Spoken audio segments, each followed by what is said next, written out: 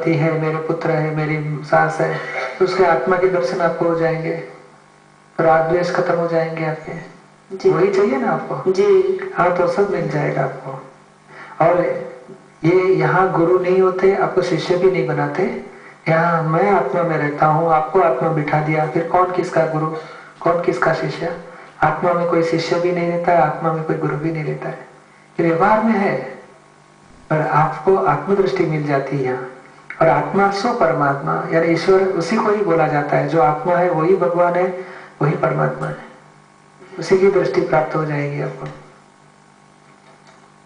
एक सत्संगी जब ज्ञान विधि आप कराते हो तब अनुभव होता है, बाद में कोई असर रहती नहीं।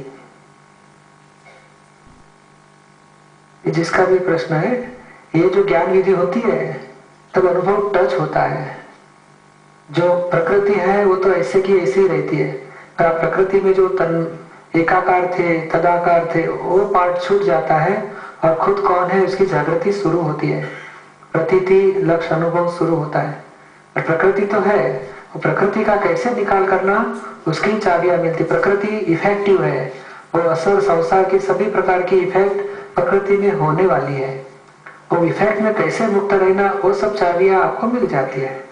यानी ऐसे नहीं होने वाला कि ज्ञान मिल गया, निर्लेप हो गए, असंग हो गए, संसार में कोई दुख सुख, कभी शरीर को कुछ भी नहीं आएगा, ऐसे नहीं। शरीर को तो सब आएगा, पर वो जो पहले मुझे हो जाता था ऐसे मानते थे, और रॉन्ग बिलीफ छूट जाती है। शरीर को जो भी सुख दुख आएगा, अहंकार को भी दुख आएगा, मगर आपको टच नहीं होगा, वो दृष्टि मिल जाती है। सब लोग क्या मानते हैं, बस ज्ञान मिल गया, संसार में अभी कोई दुख हमको नहीं आएगा।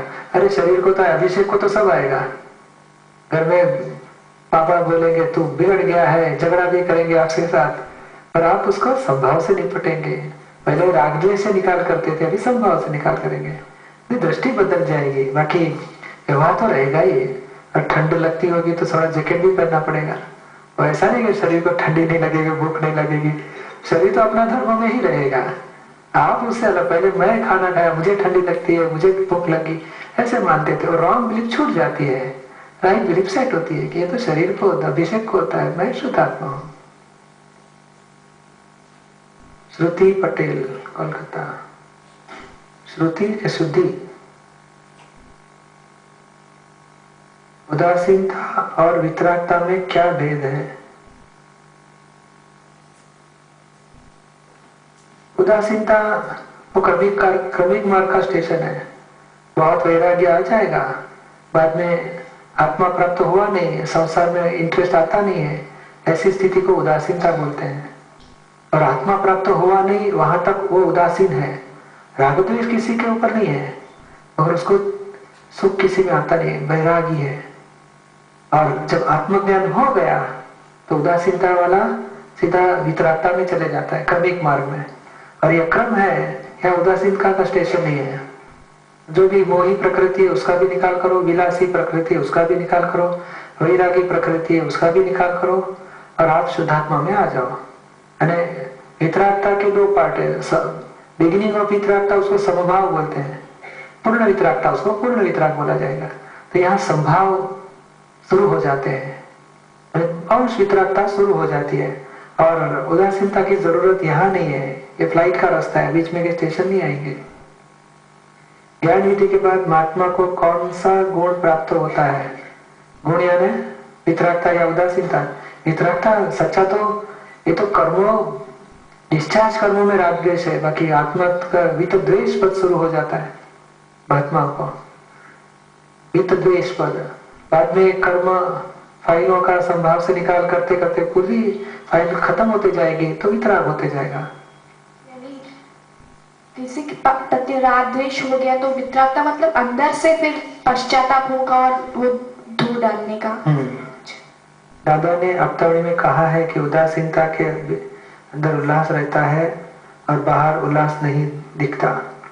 वो क्रमिक मार्ग में ऐसे ही, बाहर भुगतान लगती है, भीतर में आनंद रहेगा उनको। और वितरागता में अंदर और बाहर दोनों में उल्लास रहता है। और बरोबर है, क्रमिक मार्ग है ना, बाहर उसको करना बाकी है, मुझे व्यवहार छोड़ना है, जंगल में जाना है, घर छोड़ना है, गृहस्थी छोड़नी है, ये छोड़ने का बोझ रहता है, बोझ से आनंद चले जाता है, ये कर्ता भाव है वहां। और यहाँ कर्ता भाव खत्म हो गया, इसके लिए भीतर में आनंद रहता है, और बाहर भी संभाव से निकाल करते बाहर का भी आनंद रहता है। चरण विधि में ओम परमेष्टि भगवंत का क्या मतलब है? ओम परमेष्टि यानी और पंच परमेष्टि दो शब्द हैं, जो जैसे डॉक्टरी हो गया, 3 इयर्स इंटर्नशिप भी पूरी हो गई और डॉक्टर सर्टिफाइड बोला जाता है, और इंटर्नशिप वाला डॉक्टर को क्या बोलेंगे? डॉक्टर नहीं बोला जाएगा या बोला जाएगा? तो ऐसे स्थिति वाले को ओम परमेष्टि बोलेंगे, और जो सर्टिफाइड हो गए उसको पंच परमेष्टि बोलेंगे। ज्यादा अंतर नहीं है।